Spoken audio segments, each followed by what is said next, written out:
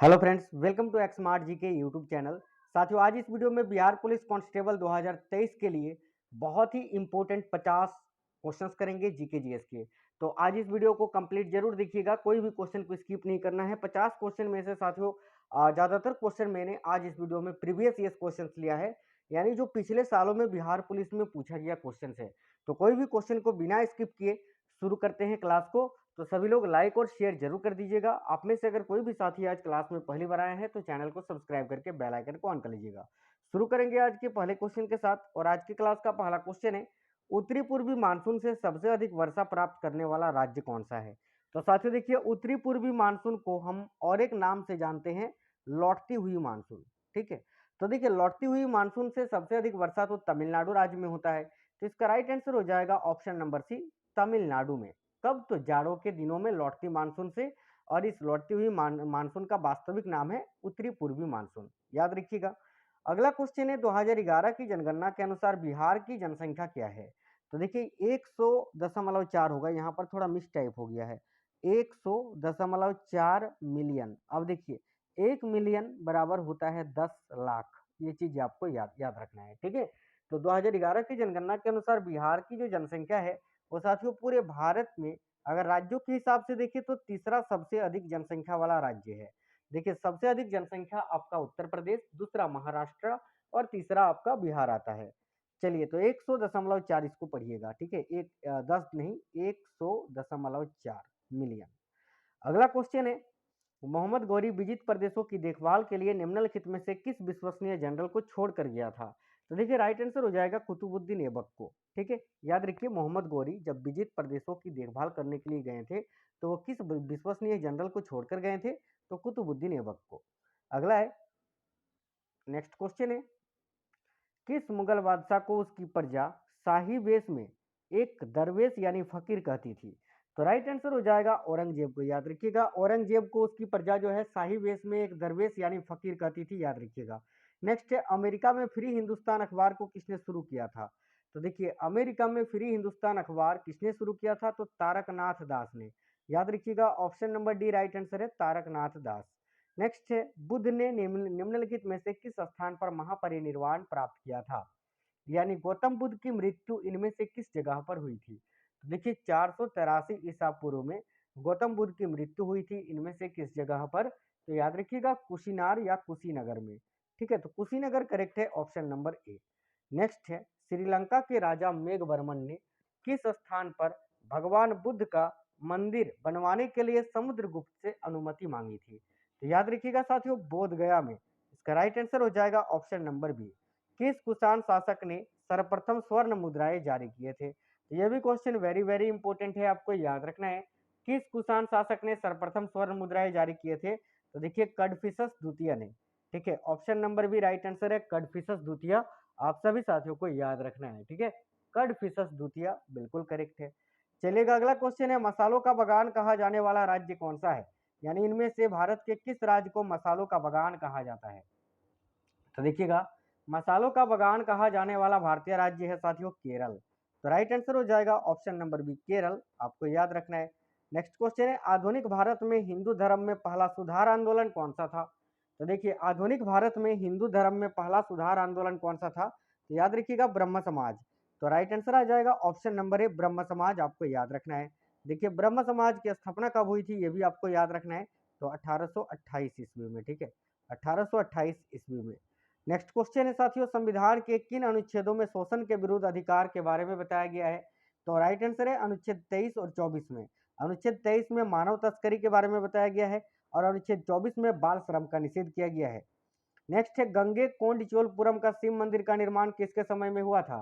तो देखिए गंगे कोंडचोलपुरम के शिव मंदिर का जो निर्माण है वो साथियों राजेंद्र प्रथम के समय में किया गया था।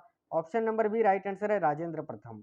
अगला क्वेश्चन है, 1870 ईस्वी में पूना सार्वजनिक सभा की स्थापना किसने की थी। तो देखिए 1870 ईस्वी में पूना सार्वजनिक सभा की स्थापना किसने करी थी, तो याद रखिएगा महादेव गोविंद रनाडे ने, यानी एमजी रनाडे जिसको हम बोलते हैं, एमजी रनाडे ने। नेक्स्ट क्वेश्चन है, किसी राष्ट्र की राष्ट्रीय आय क्या होती है।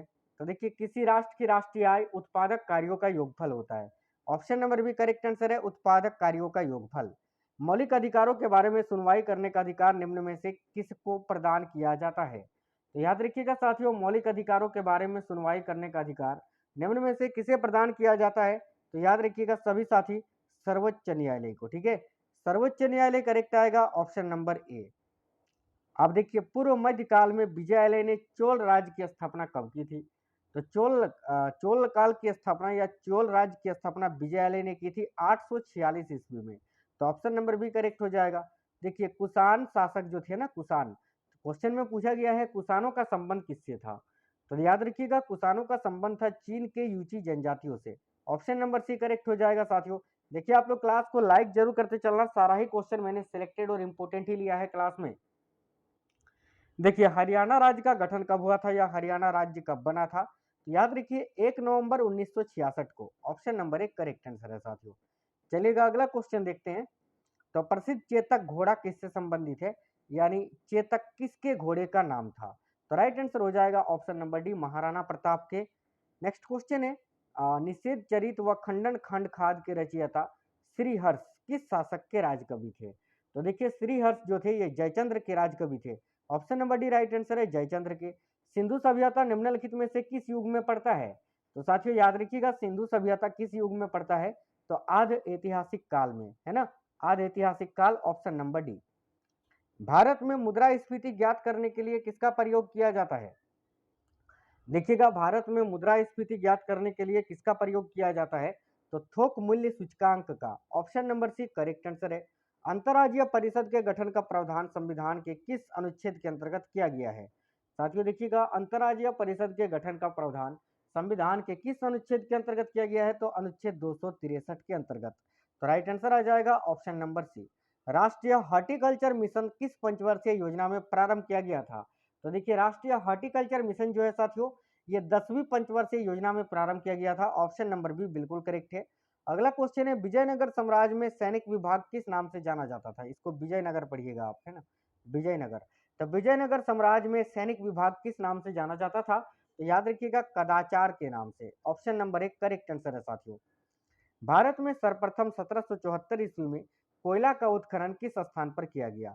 तो देखिए, भारत में सर्वप्रथम 1774 ईस्वी में कोयला का उत्खनन किस स्थान पर किया गया था? तो रानीगंज में। तो राइट आंसर आ जाएगा ऑप्शन नंबर बी, रानीगंज।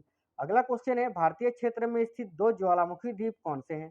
देखिए, भारत में केवल दो ही ज्वालामुखी द्वीप है साथियों, एक तो आपका बैरन और एक नारकोंडम। तो राइट आंसर आएगा ऑप्शन नंबर सी।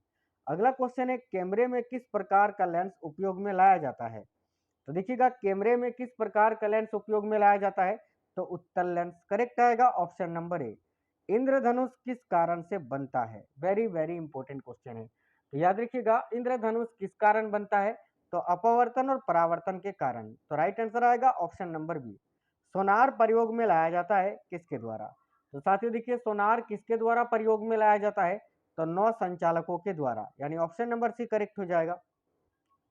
हाल ही में कौन कैरेबियन प्रीमियर लीग सीपीएल खिलाड़ी ड्राफ्ट में शामिल होने वाले पहले भारतीय बने थे? तो देखिए, करेक्ट आंसर हो जाएगा साथियों, इरफान पठान। याद रखिएगा, देखिए, कैरेबियन प्रीमियर लीग खिलाड़ी ड्राफ्ट में शामिल होने वाले पहले भारतीय जब भी पूछे, याद रखिएगा इरफान पठान। ठीक है, चलिएगा अगला क्वेश्चन हम लोग देख लेते हैं।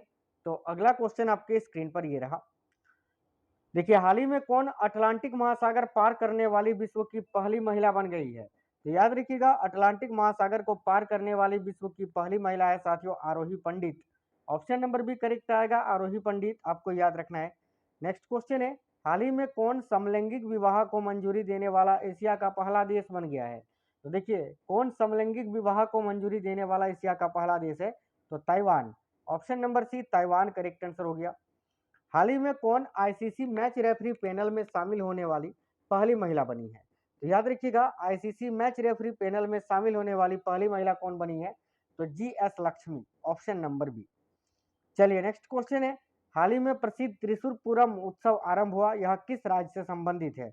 यानी प्रसिद्ध त्रिशूर पूरम उत्सव जो है, त्रिशूर पूरम उत्सव, ये किस राज्य का त्योहार है? तो याद रखिएगा, केरल राज्य का। Option number B, Kerala correct answer हो जाएगा। देखिए, इनमें से कौन सा एशियाई नोबेल पुरस्कार के नाम से जाना जाता है? यानी इनमें से किस अवार्ड को एशिया का नोबेल कहा जाता है? याद रखिएगा, रेमंड मैग्सेसे पुरस्कार को। ऑप्शन नंबर 1 करेक्ट हो जाएगा साथियों। प्रतिष्ठित टॉयलर पुरस्कार किस क्षेत्र में प्रदान किया जाता है? तो याद रखिएगा टॉयलर पुरस्कार जो है साथियों ये किस क्षेत्र में दिया जाता है? तो पर्यावरण सुरक्षा के क्षेत्र में, option number B. Next question है, इनमें से किसने the three mistake in my life पुस्तक को लिखा है? तो देखिए three mistake in my life पुस्तक के लेखक है Chetan Bhagat, option number B correct हो जाएगा। यूएनडीपी का फुल फॉर्म आपसे पूछ लिया गया है, यूएनडीपी का फुल फॉर्म क्या होता है? तो देखिए याद रखिएगा United Nation development program, option number C correct हो जाएगा। देखिए किसान दिवस हर वर्ष कब मनाया जाता है? तो साथियों देखिए किसान दिवस जो है ये हर वर्ष 23 दिसंबर को मनाया जाता है, ऑप्शन नंबर डी। अगला क्वेश्चन है, सर्वाधिक तेज गति का प्रिंटर कौन सा है? तो याद रखिएगा सर्वाधिक तेज गति का प्रिंटर है लेजर प्रिंटर, यानी ऑप्शन नंबर सी करेक्ट है। माउस के दो मानक बटनों के बीच स्थित व्हील का क्या प्रयोग होता है? यानी कंप्यूटर का जो माउस होता है यहाँ लेफ्ट की होता है या राइट की होता है, बीच में एक व्हील होता है, चक्का होता है, उस चक्का का काम क्या होता है ये पूछा गया है। सिंपल सा क्वेश्चन है, स्क्रॉल करना, पेज को स्क्रॉल करने के लिए, तो option number C correct answer हो जाएगा। अगला क्वेश्चन है, फ्लैश क्या है? तो देखिए फ्लैश एक प्रकार का रैम होता है, रैंडम एक्सेस मेमोरी, ठीक है, याद रखिएगा ऑप्शन नंबर सी। अगला क्वेश्चन है, जॉर्डन और इसराइल के मध्य में कौन सा सागर स्थित है? तो साथियों देखिए जॉर्डन और इजराइल के मध्य कौन सा सागर स्थित है? याद रखिएगा मृत सागर, ठीक है, ऑप्शन नंबर सी। देखिए एक संकरी गहरी तथा तीव्र ढाल युक्त किनारों वाली नदी घाटी को किस नाम से जाना जाता है? याद रखिएगा सभी साथी कैनियन के नाम से, बिल्कुल राइट आंसर आ जाएगा ऑप्शन नंबर ए। अगला क्वेश्चन है, जावा और सुमात्रा द्वीप ये किस देश में है? तो देखिए जावा और सुमात्रा द्वीप जो है ये किस देश में स्थित है? तो साथियों याद रखिए इंडोनेशिया में, option number C correct answer हो जाएगा। देखिए आज के इस वीडियो में बहुत ही इंपॉर्टेंट 50 क्वेश्चंस मैंने कराया आपको, तो ये पहला ही सेट था आपका। अब आपको ये वीडियो कैसा लगा है आप हमें कमेंट बॉक्स में कमेंट करके जरूर बताइए। वीडियो अगर पसंद आया है तो लाइक जरूर कर दीजिएगा, अपने सभी दोस्तों के साथ जरूर शेयर करना। मिलेंगे साथियों अगली वीडियो में, तब तक स्वस्थ रहें। जय हिंद, सभी को वंदे मातरम।